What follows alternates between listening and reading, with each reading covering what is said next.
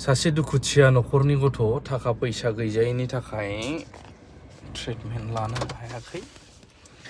दा आंखौ खबर होनायलाय हायाब्लाबो माने सम दिरुननानै आं फैबाय मोनसे जायगायाव। निस्सय नोंथांमोननि थाखाय आं शेयार खालामगोन। उन्दै गथ' ओमफ्राय फाहामथाय होनो थाखाय नोंथांमोना गोबां खोनाखाबाय मुं बड'लेण्ड थेरापि सेन्टारनि आदा थुब्लाव ब्रह्म बिथाङाबो around 12 to 24K सोनि गेजेराव हरबाय।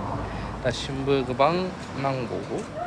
बेनि थाखाय माब्रै जामारदों बेसेबां गिदिर गथ' नोंथांमोना एसेबाबो नुजोबखाबाय थामनेलावबाबो आं देखायहैनि मोनसे सिगाङाव फैबाय।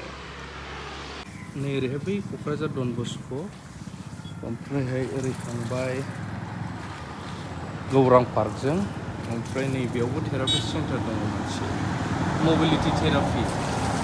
दा थुब्लाव ब्रह्मआ गावनियाव मानो थेरापि खालामाखै होनोब्ला चाइल्ड माने गथ'फोरनि थाखाय बेनिया नङा, बेखायनो गथ'फोरखौबो रेफार खालामहरो बिथाङा। आंबो हाबनांसिगौ नैबेनो सेन्टारा। फाइनालि आङो थेरापि सेन्टाराव फैबाय चाइल्डफोरनि गथ'फोरनि। मा जादोंमोन बेयो ओमफ्राय? जानायाथ' गोरलैनिफ्रायनो थाबायनो रोंखाया। गोरलैनिफ्रायनो थाबायनो रोङा? गोरलैनिफ्रायनो जोनोमनिफ्रायनो। खै बोसोर जाखो बेलाय? 4 बोसोर जाबाय। 4 बोसोर जाबाय। जिरायनो हागोन ना हायामोन? सिगाङाव जिरायनो हायामोन, दा एसे जिरायनो हाहांबाय। जिरायनो हायामोन, दा जिरायनो हाहांबाय? औ। माने ट्रिटमेन्ट होनानैसो? औ, ट्रिटमेन्ट होनानै एसे जिरायनो हाहांबाय आरो। जिरायना जिरायखायो, ओमफ्राय एसे गसंनाया साबसिन जाबाय। 4 बोसोर जाबायना? 4 बोसोर जाबाय। रायज्लायनो रोङो ना रोङाखै? रायज्लायनो रोङा। रायज्लायनो रोङा। ओमफ्राय दा मा फोरमायनो सानदों भिडिअ'आव जे लेंहरदों? आं दा बे गथ'आ थाबाया नालाय आंनि फिसाया, दा बेखौ एसे ट्रिटमेन्ट खालामनो थाखाय दा थुब्लाव सारआ मास मोनसेनि डनेसनखौ हरबाय। दा उननि नेक्स्ट मासनि थाखाय ट्रिटमेन्ट लानो थाखाय जेबो राहा गैया। न'खरावबो खस्थ', जानाय लोंनायाबो, हौवायाबो हाजिरा मुजिरासो मावो, जोबोद खस्थ' जायो। उननि थाखाय जेबो माबा गैयिनि थाखाय दा आइ आफामोनहा, बिदा बिनानावमोनहा अननानै नेक्स्ट मासनिखौ दा आंनि फिसानि थाखाय। बेसेसो थाङो मासावलाय? बिदिनो 10,000। ट्रिटमेन्टआव? औ। मा जायगानि ओमफ्राय नोंसिना? कारिगाव 9 नं ब्रह्मपुर गामिया। कारिगाव 9 नं ब्रह्मपुर। दा अननानै नोंथांमोनहा एसे एनैबाबो आंनि फिसानि थाखाय मदद हर आरो। बेखौनो आङो एसे बिनाय जादों। रायजोफोर, नोंथांमोना खोनानो मोनबाय नैबे बिथांजो आंनि उन्दैसिनसो जानांगौ बिनानावनिफ्राय जे थुब्लाव ब्रह्म थेरापिस्ट बड'लेण्ड थेरापि आदायाबो माने गथ'फोरनि चाइल्डफोरनि जायनाखि ट्रिटमेन्ट बेखौ गाव खालामैलाय नैबाव रेफार खालामहरदों मबिलिटि थेरापि ना।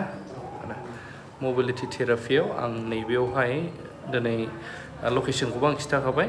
डन बस्क'नि ओरैहाय फैनानै बाटारमारिजों सिदा सोनाबहा फारसे बेखिनियावहाय गौतम सिंगार सारनि न' खाथियावनो होनजायो।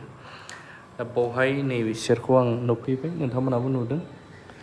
गोबावनि उनावहाय दिनै गुबुन मोनसे भिडिअ लाबोदों। बे जाहैबाय बिथांमोननिनो एकाउन्ट आं नाम्बारखौ होनानै होदों। जाय जे एसे हायो, जायफ्रा अननाय दङ, नोंथांमोना एसेब्लाबो मदद होनो हागोन जाहाथे नैबे उन्दै गथ'आ फैबाय थानाय समाव मोजां देहा मोननानै बेहाबो मोनसे ब्राइट फिउचार जाहैनो हानाय बायदि रायजो राजानि अननायावनो। आरो जों बुजिगौ, मिथियो बर'फोरनि गेजेराव गोबां अनसुलिफोर दङ। दा 4 बोसोर जाबाय, जिरायनोबो हायामोन ना? जिरायनोबो हायामोन जाहैदों। बाव ट्रिटमेन्ट लाफैनानै दा नै जिरायनो हाहांबाय आरो मोजां थाब रिकभारि जाबावगोन। आरो आङो चाइल्डफोरनि स्पेसियेलि नैबे मबिलिटि थेरापि सेन्टारखौबो आं नोंथांमोननो देखायबाय। बबेखिनियाव लकेसना, जायफ्रा गथ' गोरलैफोर प्रब्लेम दङ, बायदिसिना थाबायनो रोङै, जिरायनो हायै बा फ्रेक्चार जानाय एनि बेयावहाय थेरापि खालामनो नोंथांमोना लाबोनो हागोन आरो नैबे सेन्टारावहाय। दा दा जों बे थेरापि सेन्टारनि डक्टरजोंबो एसे सावरायदों एसेब्लाबो। थ' दायो आङो डक्टरनिफ्राय एसेबाबो मिथिनानै लागोन मा जादों जोंहा मानगोनां डक्टर रिंसार बर' फिजिअथेरापि ब्रादारनिफ्राय एक्सुवेलि मा जामार एसे फोरमायनानै। आंनि मुङा डक्टर रिंसार बर'। ओमफ्राय बे बाबुनिया उदांसार बेनिया प्रब्लेमानो जादों मा सिपि होनो ओरैनो सेरिब्रेल पालसि। जोनोमनिफ्रायनो बेयो हयथ' ट्रमा जानानै हयथ' जोनोमनिफ्राय ब्रेनाव डेभेलपमेन्टआ अक्सिजेना मोजाङै थाङाबाथाय बेफोरनि खारनाव बिदि प्रब्लेमा जाबोयो आरो। दा बेनि गथ'नि केसाव जाहैबाय बेयो जिरायनो एसेल' हायानो होनजायो। बेनिफ्राय गसंनोबो हायामोन। दा बेयाव मास मोनसे लानानै जोंहा दा थुलाव आदाया रेकमेन्ड हरदों, गावनियाव थांदोंमोन। ओमफ्राय गावथ' दा पिडियाट्रिक्स नाया नालाय आंनाव रेकमेन्ड हरबाय। हरनानै ओमफ्राय दा नायनायाव गथ'आ दा 1 मान्थ जाबाय नायनाया। 1 मान्थनि गेजेरावनो जिरायनो हाबाय इन्डिपेन्डेन्टलि, गसंनोबो हाबोबाय एसे एसे इन्डिपेन्डेन्टलि। दा थाबायनायाव बेलेन्सिं नांगौ, गेट ट्रेनिं होनांगौ बेफोरो आरो। ओमफ्राय दा जों आदा थुलावनि अननायाव आदा थुलाव डनेसन होनानै जों मास मोनसेखौ ट्रिटमेन्ट होबाय। प्लास आंबो निजेनिफ्राय जेसेबां हायो एसेबां नायबोबाय आरो। खिन्थु दा जोंहाबो माखासे स्टाफ दङ, माखासे बिल होनांगौ दङ। बेनिखायनो जोंबो दा नोंथांमोननाव माबाखौ बाबुनि थाखाय डनेसन खालाम होननानै एसे एनै जि हेल्प हायो खालाम होननानै जोङो रिकुवेस्ट खालामनाय भिडिअ होनाय जादों आरो। दा जोंहाथ' जोंबो जोंनिफ्राय सेस्था खालामखादों, बुहुद मोजांबो जाबोदों।